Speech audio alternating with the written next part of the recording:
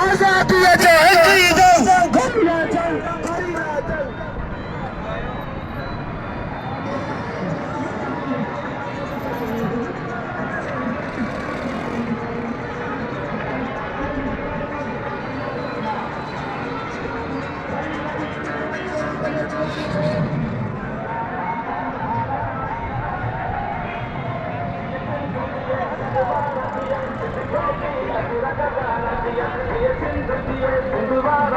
अदा गाड़ी इकड़ा पादो जे